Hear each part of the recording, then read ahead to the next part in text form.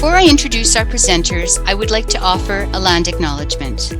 I am speaking from the traditional and ancestral lands of the Mississaugas, the Anishinaabe, and the Haudenosaunee. This gathering place is governed by the Dish with One Spoon Wampum, a treaty that bound these sovereign nations to share this territory and protect the land. As settlers, it is incumbent on us to take no more than we need and to coexist in peace. In that spirit, we honor all who came before us, our own ancestors, as well as the original Indigenous caretakers, named and unnamed, recorded and unrecorded. Before we begin this evening, a few tech tips. One is that you can select the closed caption option at the bottom of your screen for accessibility. You can select Gallery or Speaker View at the top right corner of your screen. Please feel free to type your questions in the Q&A. I expect we won't get to all of them, but we'll do our best to get to as many as we can before our event closes at 8:30 this evening.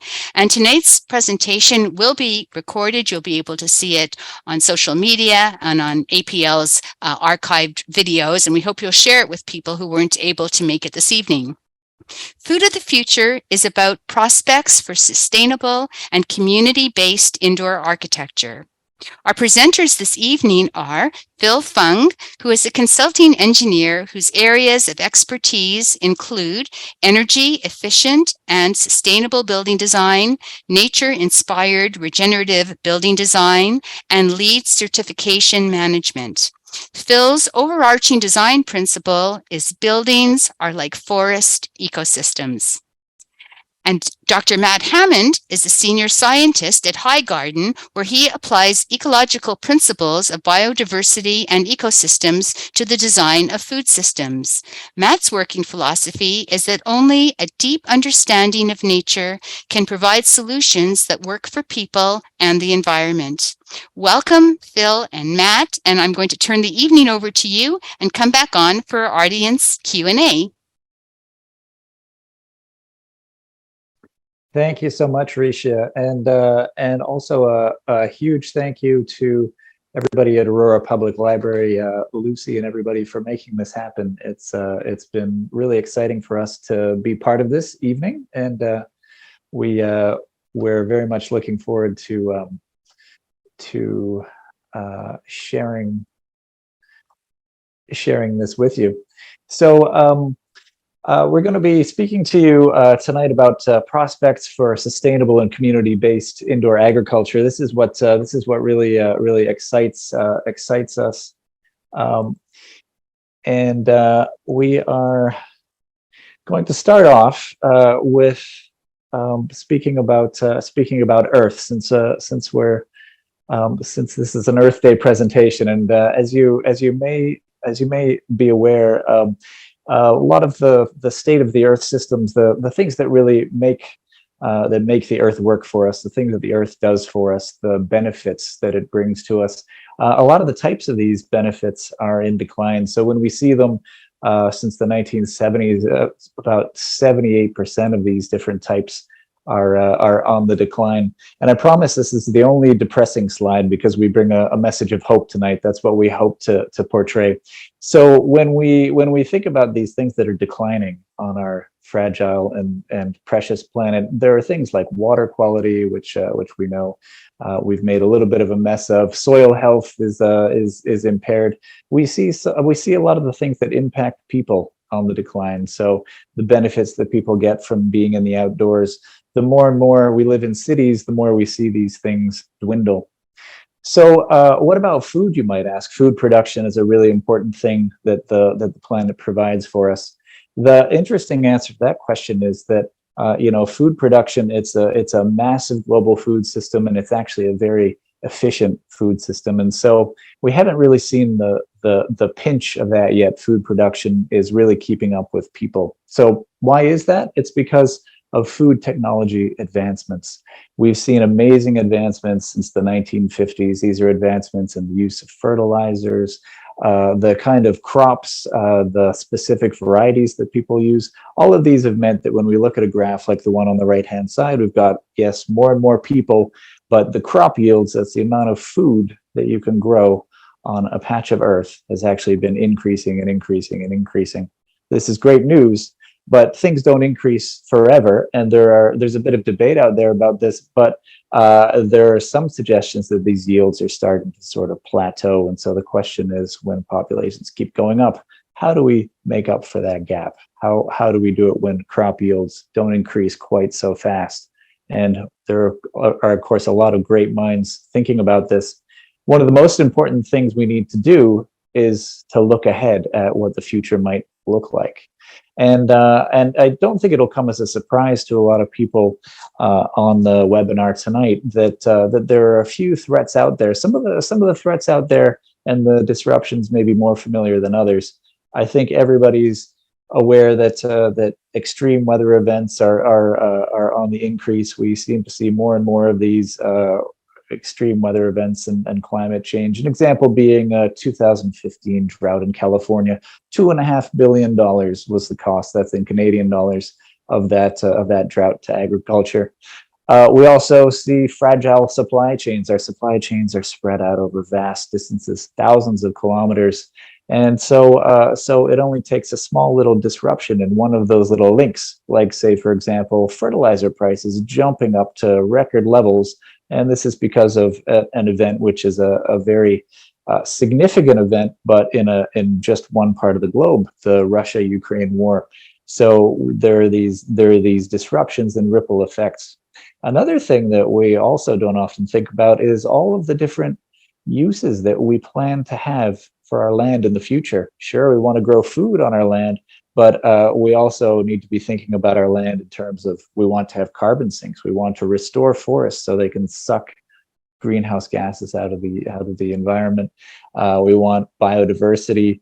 And one of the things that we probably think about most is that we want to have energy, and we of course need to have land for solar panels, for wind power, that sort of thing. So all of that is to say that there's a bit of a complex puzzle that we need to solve. And when we talk about food, we really need to be talking about multiple ones of these puzzle pieces. And what we're going to talk to you mostly about tonight is one of these puzzle pieces. So the main one historically has been conventional cropland. Of course, farms grow food in dirt, in fields. Conventional cropland is going to be a huge part of the solution in the future. But let's start thinking about, and this is what really excites Phil and I, let's start thinking about what are the forgotten spaces in cities that we can turn over to growing food to change the trajectory of the future. Everybody's very aware of urban gardens. I think they're cropping up more and more in Canada and probably everywhere where people are tuning in from tonight. These can be allotments, community gardens, churches are great places that are doing more and more of this outdoor kind of growing. But there are places that we can look to for aspirational examples. Cuba, for example, had, and part of this talk is sort of geared towards food security. They had a food security crisis when the Soviet Union fell, when suddenly they couldn't get the agricultural products that they need. Well, they really turned to growing food in the cities, urban gardens. And today it's estimated about 50% of fresh fruit and vegetables for the entire country is grown on urban farms.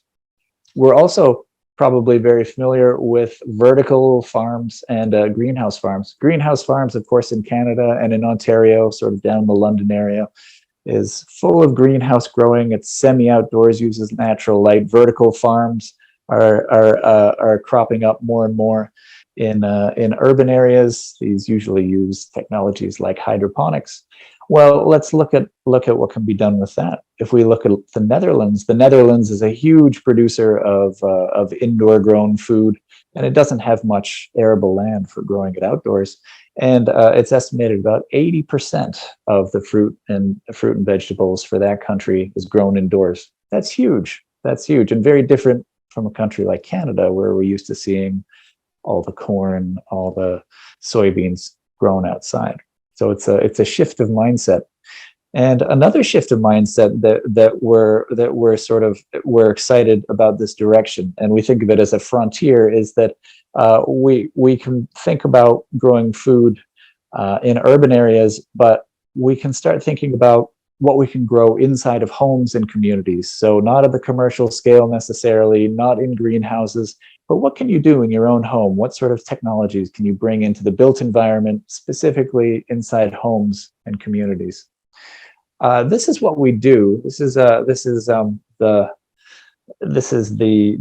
reason for being for the companies on the right hand side there. We bring food production into homes, and we use technologies like, for example, one that those in Aurora, those who have been past the public library recently, you might have seen our system on display here, which we call the food shelf. And it's essentially exactly what it sounds like and what it looks like. It's a small compact unit that you can grow different types of food, including fish, within your own home. And we're developing these kinds of technologies and distributing them through a few companies. So HiGarden, which is the company that I'm senior scientist for, is responsible for the technology development. Nature Harmony is a nonprofit arm which works with communities to put in projects, and we have a number of exciting pilot projects that Phil's going to tell you about a little bit later. And this is sort of capped by an umbrella company, Anchor Corporation, and they're about the building integration. So when we start talking about growing food inside the built environment, we need to be thinking about the envelope, the building, the energy, how energy is used, and how it fits within the constructed environment. So it's through these three sorts of companies that we try to make an impact in this area. Now, to get into the nitty-gritty of what kind of tools we can use to bring food indoors, it's been a really exciting time the last few decades in the development of technologies. And we always love new technologies, but I want to emphasize that a lot of the technologies for growing food can be very old. So on the new side, we have things like aquaponics. Those of you who aren't familiar with aquaponics, it's growing fish and plants in one system. They complement each other beautifully well. It's almost a symbiotic relationship between the two, where you can grow the two together in a way that benefits both of them. Hydroponics, I think everybody will be familiar with. It's growing plants in a nutrient-rich solution. And aeroponics is sort of the extension of that, where the nutrients are just sprayed at the roots of the plants. Highly productive, very futuristic kind of methods. And compare this with just plain old soil, a nice old traditional tried and true method. Plants are adapted to grow in soil, and it works great indoors as well. Microgreens is something that people would be quite familiar with. These can be grown in just water or in soil as well. It's the young sprouts and shoots of plants. And these are important to mention because we can grow them as a really great nutrient-rich and very productive source of food. So these are sort of the technologies which are in the toolbox. The other thing to not forget about in the toolbox is people. And this is really part of the philosophy that we use at the company, the organization, is that we're talking about food systems, but I think a better way to describe where food comes from and how the whole thing works is a food people system, because it's really people who power the food system. And in particular, what we're interested in is to have people in their own homes, their own communities, being the fuel, being the power to push out food in urban areas. And a great example for why this fuel is so significant. Consider this: 1 in 2 Canadians now grow food at home.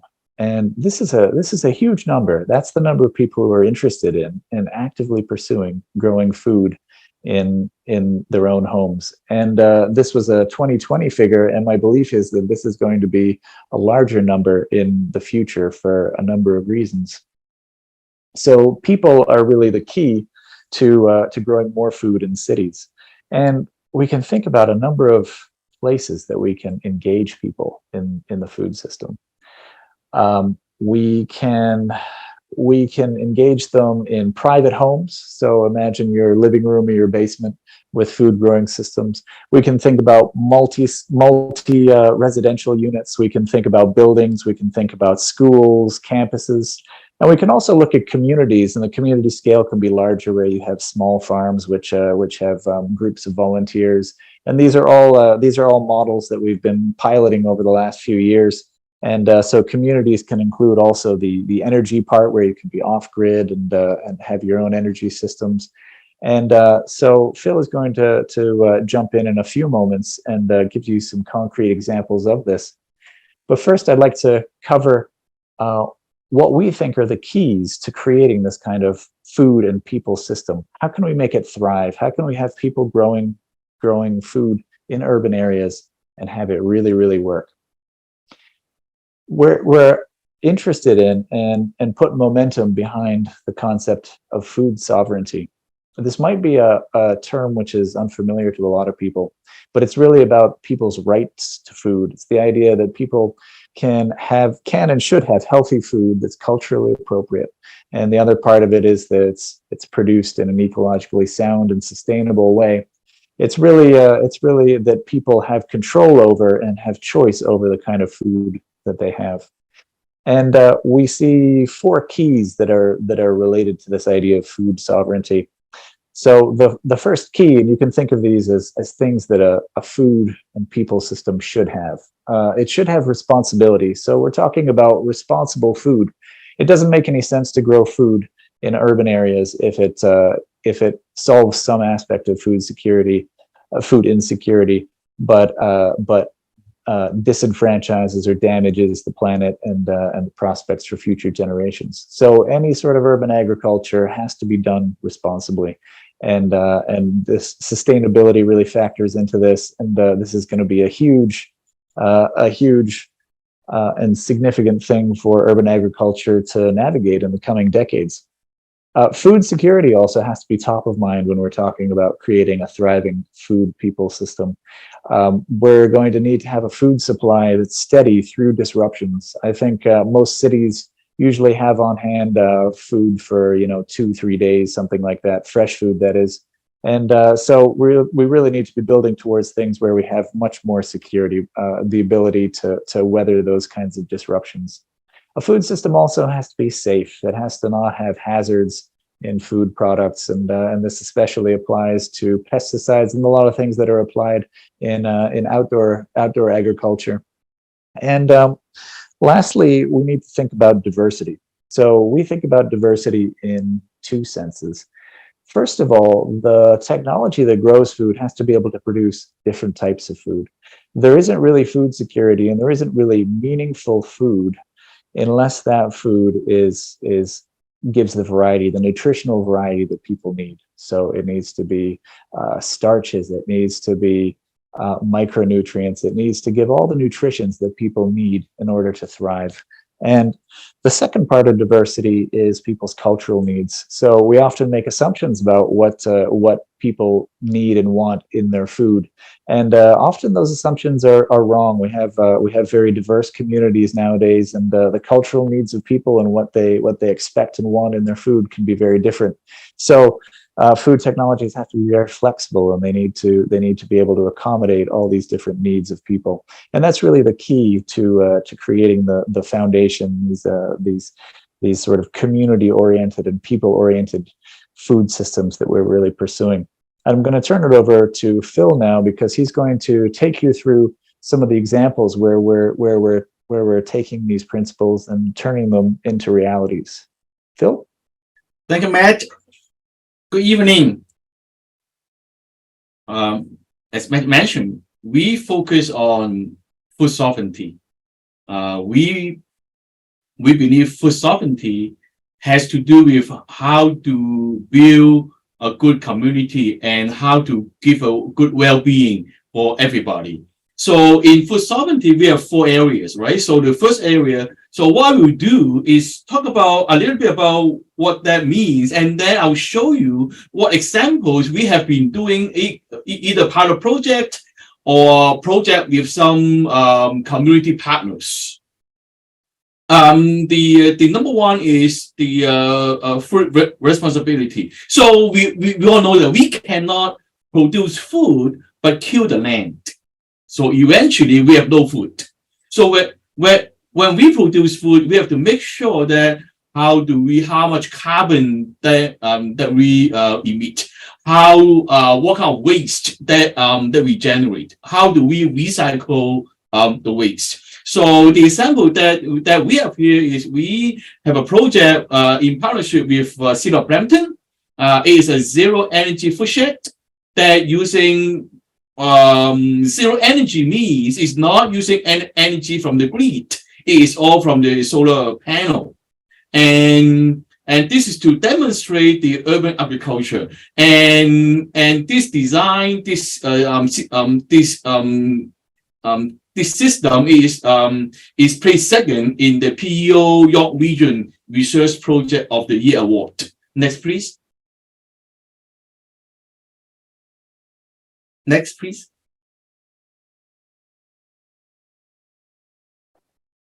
I feel sorry, it's not advancing. Oh. Okay, there yes. we go. Okay, so I'm going to show you a video. It is about that food shed.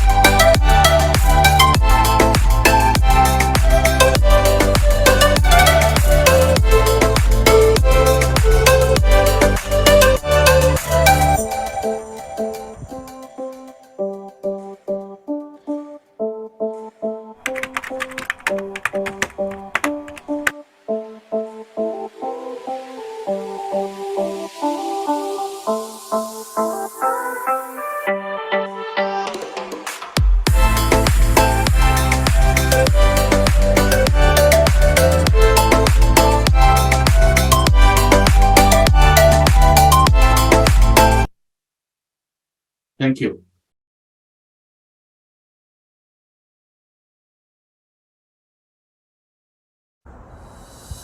Okay, so the food shed is zero energy and zero waste, and at the same time we make use of something called biochar.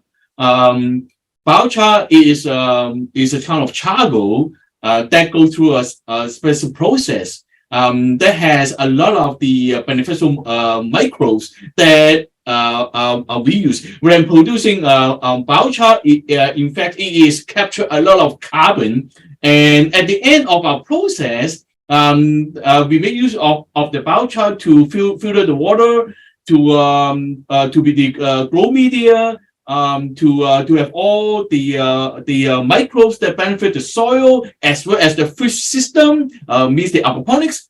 And then at the end, when you finish the primary purpose, they become, because they have nutrient-rich biochar, and then we just put it back to the soil, and it become a kind of a fertilizer. So that is from soil back to the soil. Next, please. So the second one is food security. So food security, because what we talk about, because of climate change, because of the transportation problem, and also because of people, they are underprivileged. So they have a challenge of how they can get secure food sources. Next, please.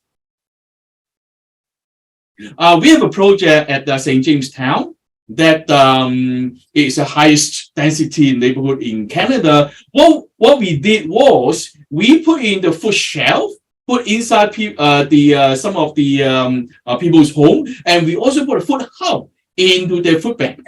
So very soon we will have another project, a bigger project, in partnership with Humber College and the food bank. What we do is we want to empower the food bank that they can grow their own crops. At the same time, we want to give the food bank clients, they have the opportunity that we will train them everything, and we from the project that will give them all the sources. Okay, so they can grow their own food. Okay, so means the food is in the community, the food is in people's homes. This is how we deal with the food security. Next, please. Food safety. So we all know that, you know. So we understand organic food, they have less nutrient, but they are they're healthy, they're clean. The other crops, yeah, they have more nutrients, but they have pesticides. So in many cases, people have to wait. Do you want to have a more healthy food with a little bit less nutrients, or you have a lot of pesticide and with a little bit of more nutrients? So, and our direction is organic. Next, please. So in what we have done, we certify our aquaponics system as Canadian organic. It is not many systems in Canada. They in fact the aquaponics that certified, it means we produce organic fish and organic crops. So there are two sources of food right there. And in our soil-based system, we also certify our soil. We make our own soil, and it is a certified Canadian organic system. In hydroponics, though we cannot certify in Canada, there is no organic hydroponics in Canada yet, right? But we only use the organic nutrients. We will not use synthetic fertilizers, okay, in our hydroponics system. So we demonstrate this food safety by using, we follow the Canadian organic standard. Next. Lastly, food diversity. Now, this is a very important topic that many people neglect. Food diversity. Food diversity means people can grow the kind of food that they want to eat. Maybe because of their diet. Maybe because of the community.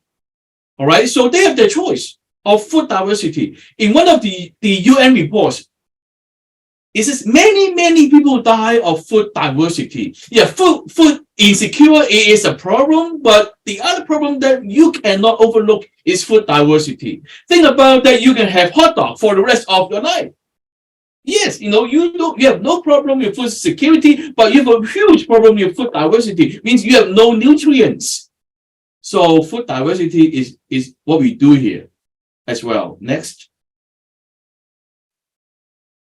In the previous slide, you will see a lady there that we put into her home this organic systems, and she can grow whatever they want. Okay, they have their own diet.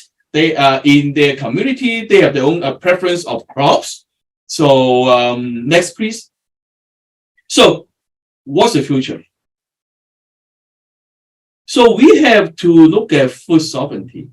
We have to look at how to make this food production to be sustainable, to be responsible. Okay, and it's only food sovereignty that make the entire food system to be resilient. Again, food sovereignty is responsibility, security, safety, and diversity. We must bring this into people's group. And we promote every home can have an organic farm. Every home that you can put an organic farm in there. And organic farming, believe it or not, I believe it will be a life skill very soon. Next. Thank you so much. So this is what we want to present today, and we look forward to the dialogue right after. So I invite people to put their questions in the Q&A. Thank you, Phil and Matt. And I'm going to take the liberty of starting off with a question while we wait for people to type theirs in, because I'm personally very interested in culturally diverse food. And because I like foods and spices from all over the world, I am creating a very large footprint to transport it all to me living here in York Region. And so I wonder, the slide that you showed us with the woman at St. Jamestown, are you able to reproduce the environment that that other countries have for some of these foods here at home, almost artificially? How does that work? I think the key is we have three methods of growing food. We are using fish, means the aquaponics. We are using hydroponics, it means just water, and we are using soil.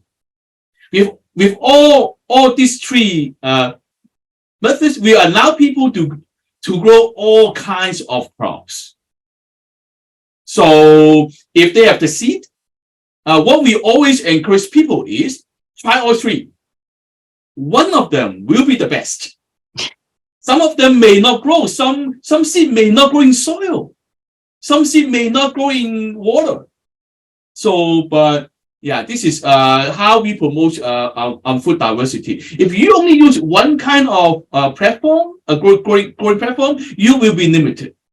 Okay, but when you have three, and you can see the lady there, she has no problem growing all this stuff, So this is not space science, So everybody once they have the seed, and plus those seed, we are not going into the our Canadian soil, because this is the standalone individual system, right? So you can try whatever you want. Thank you. I'm going to start taking some questions from our guests. What is a rough idea of initial investment to start at home? It depends on how far you want to go. We only do food sovereignty, means we will our system will only start with all three methods. Yes, you said, okay, I only want to do soil. Well, then you can get many soil systems. But if you go by food sovereignty as your priority, right? We talk about around $500. Okay. We have another question here. Is the nutritional value of the food grown in these at-home systems the same as those grown on outdoor organic farms? Maybe Matt, maybe you can help. Well, that's a really challenging question. So that's not for you. The short answer is I'm stumped. I would think that it would be comparable in some ways. Indoor agriculture can give you a boost there. So we're comparing indoor organic and outdoor organic. We can assume it's probably roughly similar. But when you start to talk about controlling different light levels, light is this amazing thing that they've a lot of research has been able to boost certain compounds by having more red versus blue light, these sorts of mixtures, which you can't do outdoors. So you may have some opportunities indoors that you don't outdoors. But I would say this is probably a complete frontier that we don't know all that much about that sort of comparison yet. We have very smart viewers in our audience today. May I add, when you talk about outdoor, so probably you are not talking about hydroponics. You're not talking about aquaponics, right? You only talk about soil. Okay, so because you don't, in Canada or in Toronto, you don't put, aquaponics and hydroponics outdoor. So it means you are only comparing the soil side, right? But when you have three kinds, then you have a lot more opportunities to grow more food. Even some other growing platform is better than soil. Okay, so in soil, depends on what fertilizer after you put in there. All right, and yes, sunlight, absolutely nothing can compare with the natural sunlight. That is no question. All right, but we try our best in our grow light, to emulate sunlight. The next question is, do you have to include the fish, or can it be herbs, vegetables only? Yes, you can do.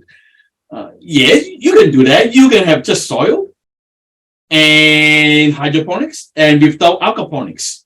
But I can so I'm telling you, we put all three together because we see many benefits if you use all three methods. I encourage you think about just a regular fish tank, so guppies, or small goldfish, and don't forget free fertilizer.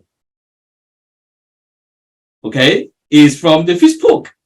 Okay, so I encourage you to try all three. But if you scare of fish, yeah, no problem. You can just use soil or hydroponics. This is fine. But this is not what we encourage. Thank you. The next question is, do you plan on making these technologies, aqua, hydroponic farms, more commercially available for residential use? Absolutely.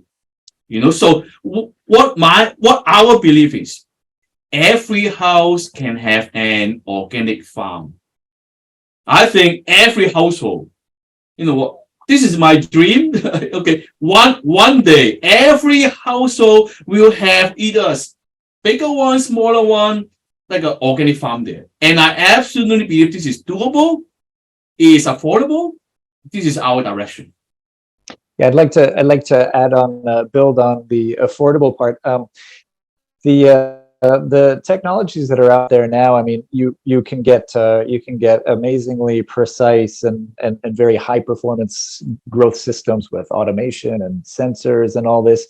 A purposeful part of the strategy that Phil and the company's pursued is keeping costs low, and this becomes really important when you talk about food security, because it doesn't have those sorts of benefits when the costs are out of reach. So in sort of commercializing and making these kinds of systems more widespread, it really has to be part of the initial thinking, part of the design to make these things as affordable as possible. And this may mean that they don't have the automation that a company invested $20 million to get this level of automation and has to earn that back. But to sort of make it more accessible in ease of use and affordability for your average person living in a city. Yeah, and at the same time, we encourage interaction of people and nature. So they can touch, they can feel, they can smell. So yeah, that is the other reason. Yeah. Thank you. The next question is, how much food does a food shelf generate? How much does the shed generate? Aha. Now, first of all, if you talk about the food shelf, right? So means people put into people's home, right? So first of all, depends on what you want to grow. Some people, because there at the Aurora Public Library, we demonstrate that we can grow herbs, that we can grow leafy green, and we can grow microgreens. Okay, so depends on what you want. Let's say someone, I only want to grow leafy green, or I focus on herbs. So it depends. So let's say if you only grow leafy greens. All right, and then you grow at the bottom way of the microgreens. All right, so for one of these shelf is absolutely that we provide for a family, and of course, I'm not saying that just from a shelf they can feed up the whole family with nothing else, right? But it will be good enough vegetables. Okay. In many people, they prefer using their own shelf, growing expensive vegetables, and then they can go and purchase other they're not expensive one, or very high nutrition vegetables, or crops that they cannot easily buy from outside. So this is a strategy there. All right, how you make use of the shelf, what kind of crops you want to grow. I think that will be good for a family. For the food shed, let's say the Cedar Brampton one, right? So, and again, depends on what you want to grow, but there we focus on the leafy green. All right. So we want to put this, a Brampton plan is to put something like that to different communities. Okay. And let the community to decide what crops that they want to grow. Just because it's food, you got talk about the food sovereignty, right? So, well, we think for food shed, you can easily fit, say, 10 families. All right. No problem.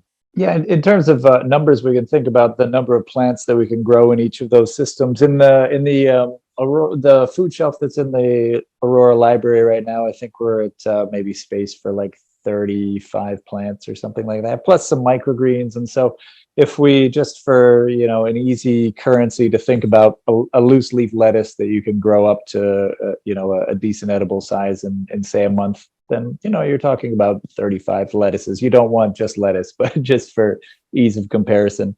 And then in terms of number of plants in Brampton Food Shed, we're talking about sort of 10 times that amount. So it gives a little bit of scale for comparison. Our next guest says, I've mostly seen these systems being placed indoors, heated on winter.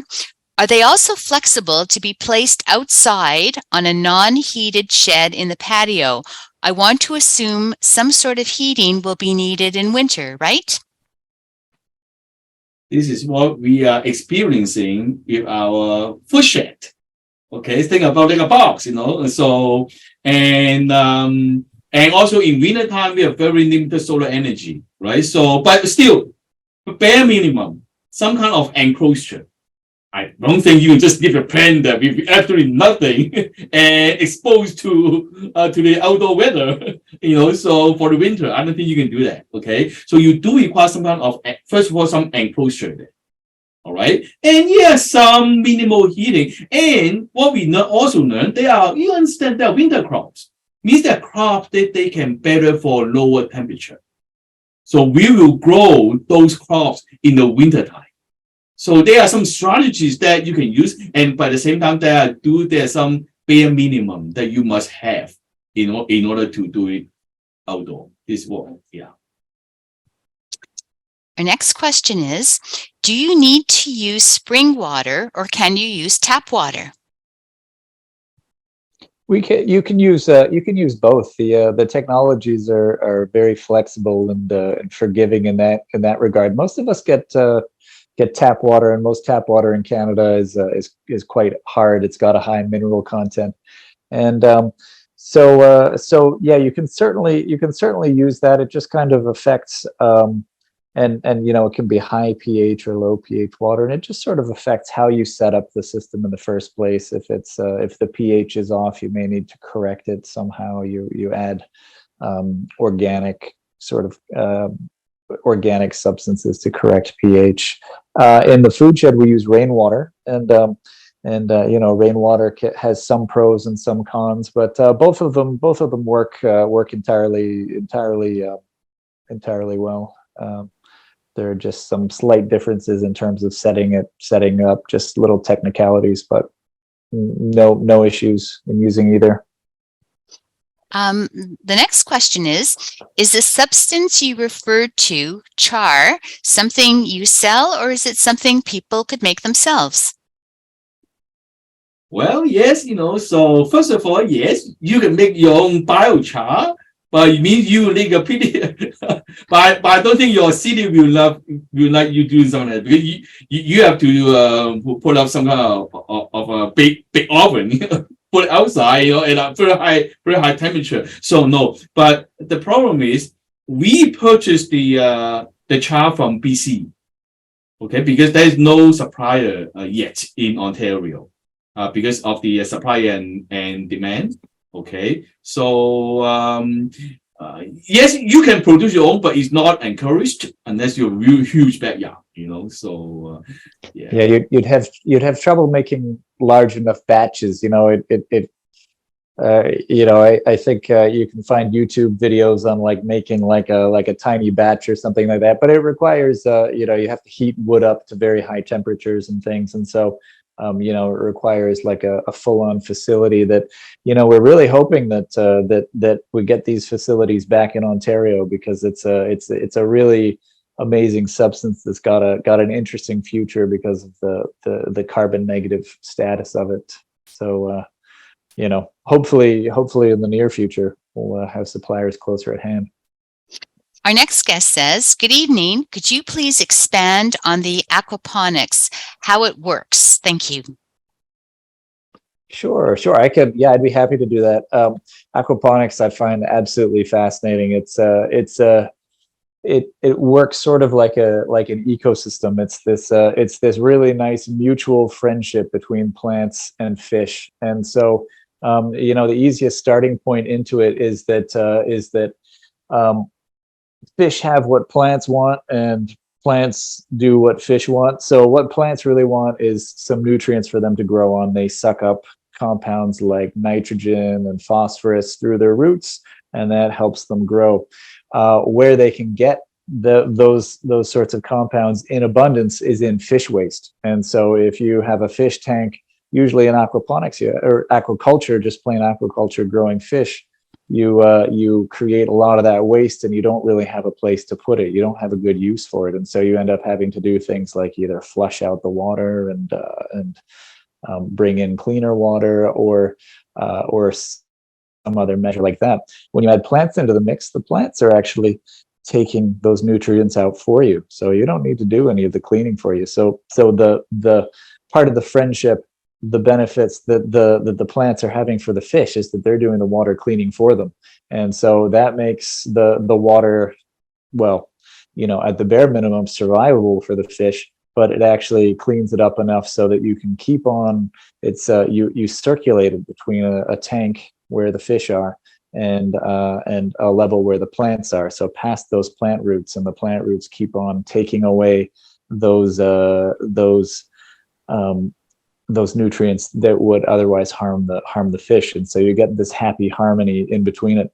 There's one other sort of element that's kind of like you can think of it as a mediator or a broker between the fish and the plants, and that is that you need to have microbes in the system. And this is actually sort of where the biochar comes in.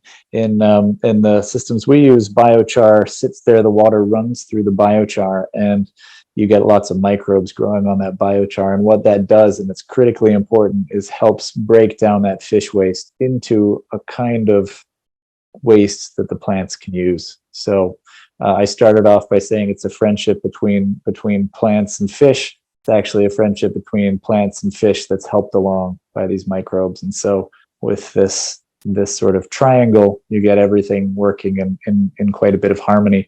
And so the end result is that you are feeding plants, not having to add any synthetic fertilizers or outside fertilizers, and you're keeping both parties happy, and you can just keep an aquaponics system going for a very, very long time without any real interventions. That's a nice segue into the next question, which is very direct. The question is, how do you prevent bacteria from fish feces contaminating the plants in aquaponics? Yeah, that's certainly a really important aspect. Food safety is very important. Generally, food safety in indoor agriculture is better than outdoors. Outdoors, you have sort of birds flying around, wind blowing stuff around.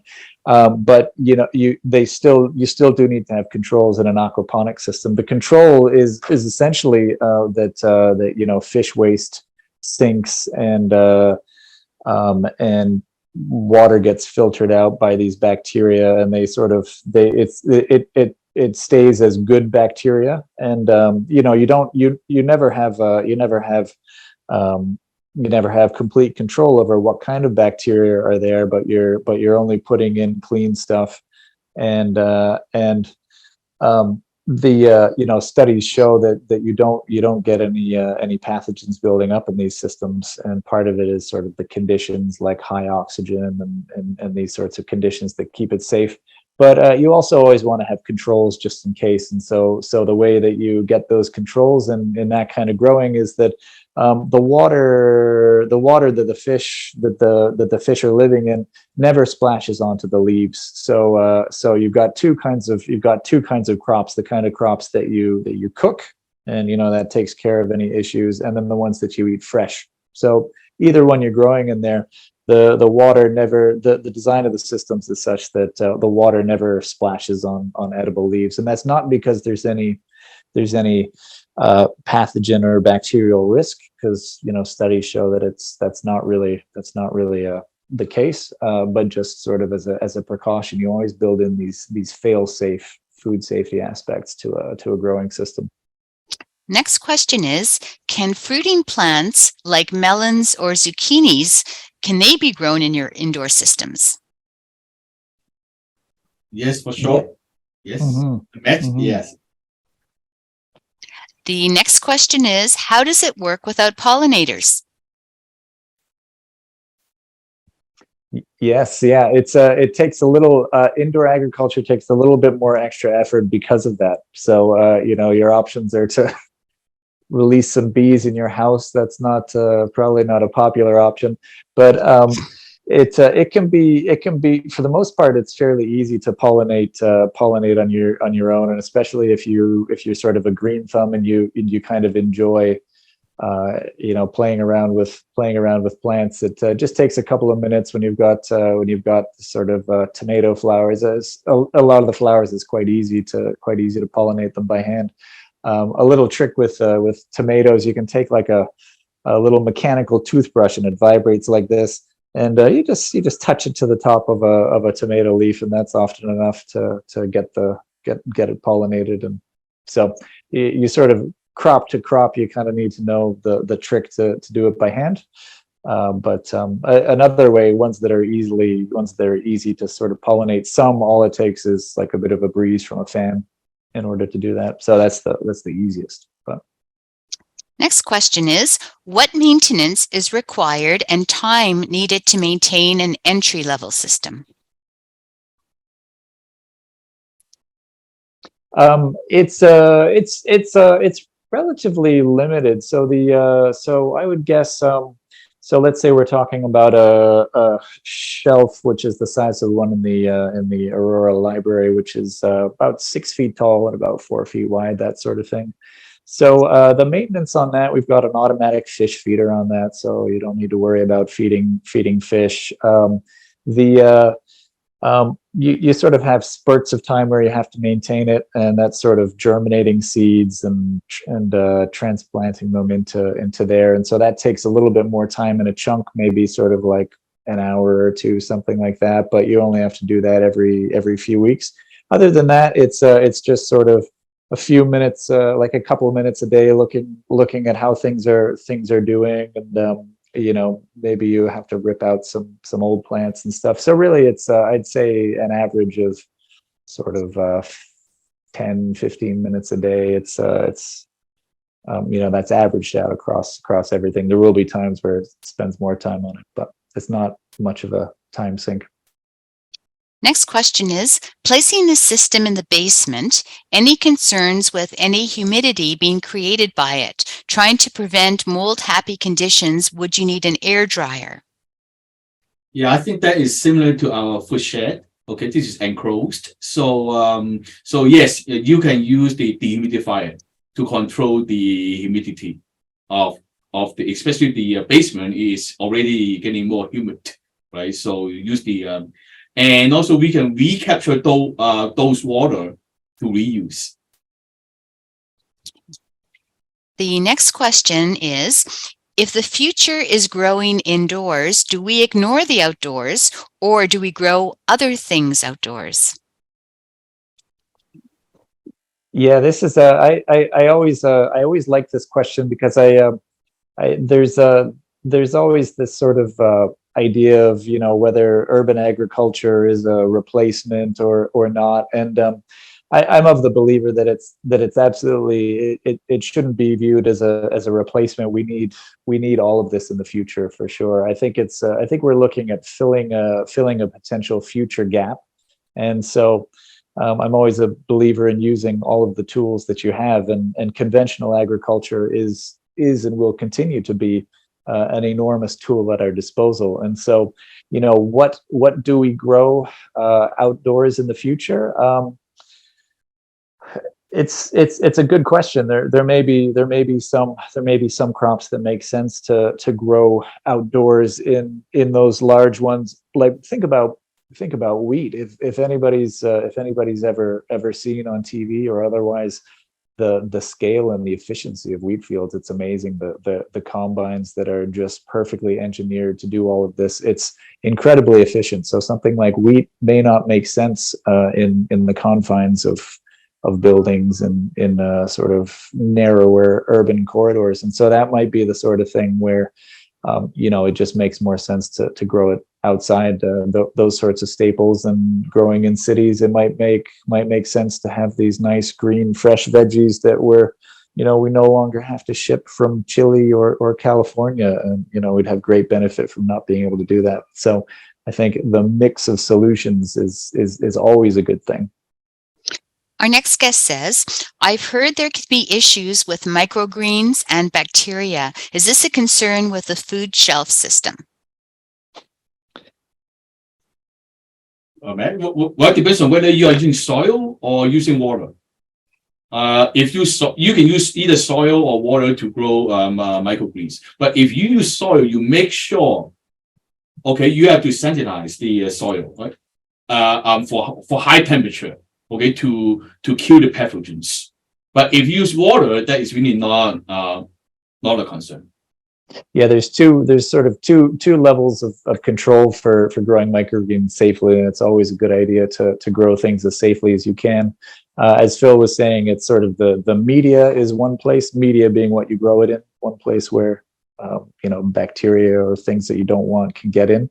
So you microwave soil or whatever to kill off whatever's in there. If you're going to grow it in soil, if it's water, it should be nice fresh water that's like tap water, not going to have any pathogens in it. And then the other thing is the source of your seed. You go with a reliable seed supplier that is going to have good clean seed. And also some people clean their seeds before growing microgreens, so give it like a little wash, or some people go to quite significant lengths, like a give it a little bath in some sort of sanitizer. But you do your research first on what that is. But there's varying degrees of control you can put on that. And it's not a common issue, but it's you want to do it right. Next question is, what types of crops do better in winter? Winter crops is actually it's actually a lot of the things that we think of as our standard vegetables: cabbages, bok choy, a lot of these, and even quite a few types of lettuce. A lot of them actually do better in the cooler times of year. So in outdoor gardens, sort of in peak summer, they're not doing as well as they would in the cooler times. So it's actually, surprisingly, it's kind of more challenged to find the hot weather crops.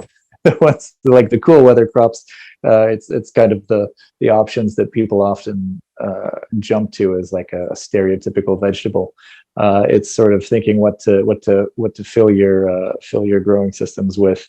If say your indoor temperature is getting up to like 27, 28, 29, then maybe you grow peppers, maybe you grow tomatoes, that sort of thing, the heat loving crops. Do you need to replace the biochar at some point? Yes, usually we replace once a year. Yeah. So, but bear in mind, after we replace the biochar, the used biochar will be reused as a kind of fertilizer, because it has nutrients built in there after 1 year of absorbing nutrients. So you never, that is not a waste. So it will just go back to the soil. Yeah, we've been working for a few years on figuring out how to make it as very circular and reusable as possible. And so in an aquaponic system, the biochar eventually needs some replacing, but at that time it's actually got a really nice coating of nutrients on it, and so you can use it as a substrate to grow plants in, and the plants actually grow very well in it. So you can use it for a while in that way, and then eventually you can use it in soil outside, something like that. So that's something that we're still working on for the future, is that eventually through a system like this using biochar, the goal is that we get like a either sellable or very usable soil supplement that actually, when you bury it in soil, locks away carbon. So carbon sequestering output from the system. Actually, I want to thank the person for this question and comment that I'm about to pose to you. She says, I'm intrigued by the promotion of more direct involvement in our own food production, but I hope you'll also use this platform tonight to encourage people to be more appreciative of farmers and also to be more responsible for the environment. We all have a huge role to play to mitigate climate change. I'd like to hear your thoughts on that, please. Yes, farmers, they are the foundation of the entire food systems. All right, so we have to appreciate their hard working. If there were no farmers, there will be no food. All right, so but I understand, and I totally agree with what Matt said. Indoor and outdoor farming, they are complementary. Okay, but in light of climate change, so the kind of the indoor farming is getting a little bit more and more significant every year, just because of this crazy weather. Okay, so I think it's very important that we cannot. I am not too optimistic that we can really know how to deal with the climate change. So the climate change will only get worse. So that's why I see indoor farming is getting more and more important in terms of growing food. Yeah, I see it. I see it as the multiple solutions that are needed, not not saying that one solution will sort of take care of everything. Yes, farmers have an enormous role to play in terms of the environment as well, and the hope is that regenerative agriculture is going to pick up and is going to make some of those strides in sustainability. And urban agriculture has to do the same. My belief is that all of these directions need to be happening at the same time, and including a lot of the social aspects of farmers as well. That report out just this week, the number of farmers who are due to retire and don't necessarily have successional plans. There's a lot of transformation on the horizon, and some of that is going to be new models of conventional farming, new methods, regenerative methods. All of that's going to need to change, and part of the broader picture of change is that I think there's no way around that. We will need to be growing more food in our cities to feed everybody, to feed the planet. Next two guests have similar questions on fish, so I'm going to combine the two and put them together. What do you feed the fish? How do you take care of the fish? Too much fish food can pollute the water and kill the fish. Is the care the same as for aquariums? How long do the fish live? Phil, do you want to answer that? Fish. Your expertise. I can answer it. Yeah, I can talk all day about fish. Yeah. I play with the fish. Let's deal with the fish. Yes. Yeah. Yeah, the feed. There's sort of a range of options for feed. There's the types of fish that we use. There's ornamental fish that can go that do well in small tanks for homes. Those aren't eating fish. For larger systems that have eating fish, it can be tilapia, it can be trout, and you always use a feed which is appropriate for them. And so The options there are they have feeds which are organic and not organic. Some of the organic feeds that we use are especially for systems that we want to be certifiable as organic in terms of aquaponics. And feeding fish the right amount of food is absolutely important. When you feed them too much, then it does mess up the water quality. And so the needs of the fish, the amount of that you feed the fish is sort of standard, but they grow, of course, and so you sort of adjust to their size. But it's something to be mindful of. And in a system like an aquaponic system, you also want to have sort of enough fish feed to support a certain number of plants. They have this kind of balance.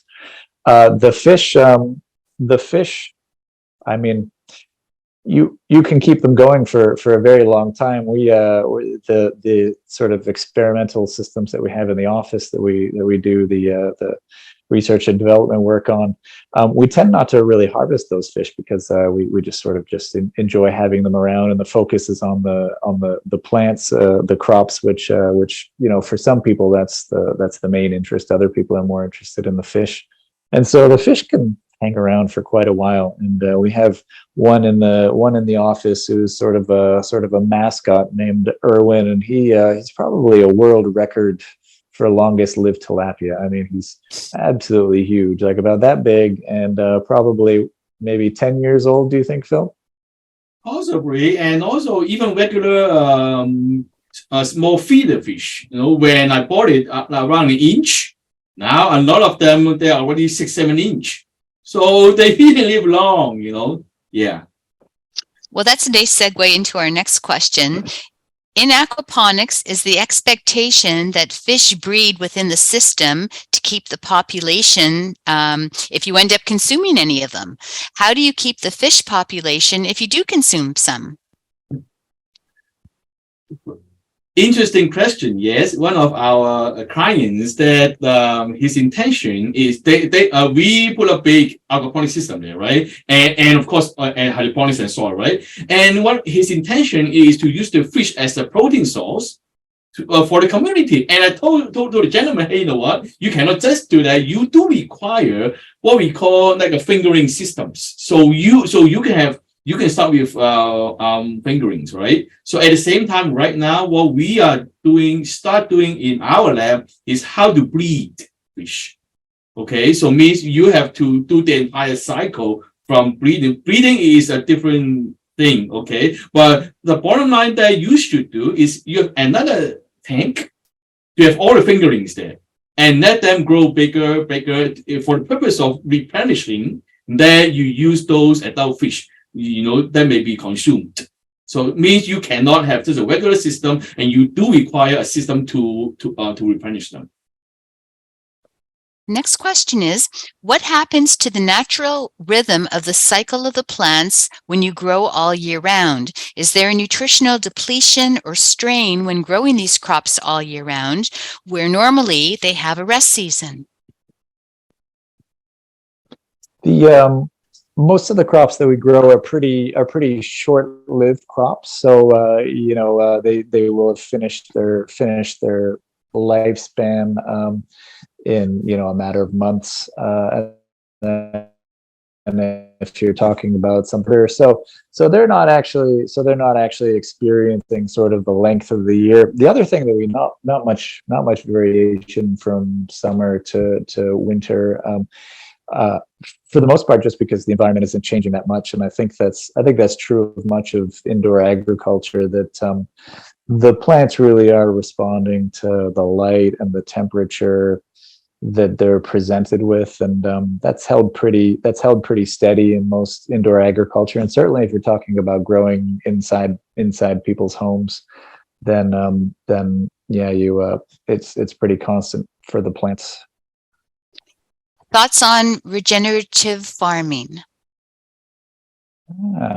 I think I'm glad that Matt mentioned it. I think it's very important. All right. So how can we allow the land to regenerate? Otherwise, you know what? So the land will be depleted. And what we are trying to do is we are learning. We understand the regenerative farming is more for the outdoor farm, right? But what we are doing, we are really looking at how they do that. Can we apply some of the concepts, some of the ideas for indoor farming? Okay, so yeah, I think there's a great parallel between outdoor regenerative farming and indoor regenerative farming. Outdoor regenerative farming is essentially using the patterns and processes that nature has used all along.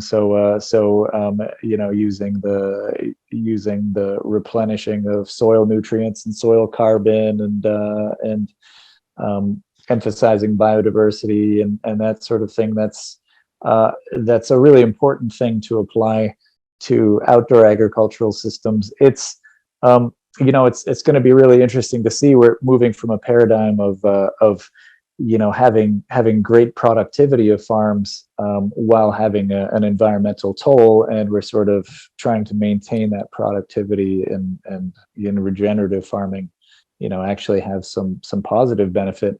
And it's going to be really interesting to see whether we can match all of the productivity. But sort of I think the same kind of design principles can be brought indoors. So when we talk about growing with 3 different sorts of method, we're really talking about diverse environments for plants to grow in, and can we apply other ways of reusing nutrients, for example, nutrient recycling. So that's something that we do in our work indoors, which is completely analogous to what we are moving back towards doing in farming. So with the horizon of regenerative agriculture, we're sort of going back to these ideas of like, okay, we really should be having zero waste, and we really shouldn't be having a large impact on our environment. Do either of you have a system in your own homes? And if so, what has been your personal experience? Is there any online resource to get additional information about these types of systems? Me, I don't have a water system in my home. The main reason is my other half. I can only put into my own basement, room. So I cannot do that. But we have a lot of large and small system right in my office. Okay, so I have better control. I can put up whatever I want. Okay, so but we do have a lot. We do have a lot here, from very large one to very small, from huge fish to a small fish. We have everything here. What about you, Matt? What's in your house? Oh yes, yeah. Aside from tinkerings with my little kids, I always have some little experiments on the go. But I get my dose when I go into the office. So where I work has about 3 of those food shelves surrounding it. So it's a very pleasant room to work in. Actually, it's quite lovely. I would like to take the conversation to a different place, if I might, and take advantage of being host. A lot of our questions have been on a personal level. What can we do in our homes, in our families? How can we create these systems in our own environments? I'm really fascinated about the idea of municipalities and housing and offices, places where people do not have green space, where they don't have gardens, where there's food insecurity, where people can't afford $500 for a simple startup. Do you see a time where government, housing, cooperative housing will invest in these types of farming indoors, so that, for example, the St. Jamestown project I find fascinating. Do you see that happening politically, and what kind of will needs to be there to make that happen for the people who need it the most? I think we need to do demonstration first. We need to demonstrate that it will work. So that's why I remember that I mentioned that there is another project coming up soon with Hammond College and one of the food banks. Okay, so this project is similar to the St. Jamestown, but at a larger scale. Okay, so basically is to how to deal with the food bank challenge today. So we allow them to pick their own crops, so they don't have, even they have fresh crops right now, they just rely on whoever giving them crops. They have no say of what crops that they want. But so by doing that, the food bank will have a chance to do their own thing. And at the same time, we want to put this shelf free of charge into people's homes, right? So we'll train them, and then we hopefully the food shelf will reduce the food load of the food bank. So this is, but before we do have grants from different sources, but they're not huge ones because they are all looking at my pilot project. How will it work? But I think it's fair. Okay, so I have grant from competitions that we won from Hammond College, right? So I can demonstrate now, okay, step by step. And I know that there are other grants that are really big. They are really looking at my result. So I think this is the first thing that we can do to demonstrate that what we talk about, what we design will work.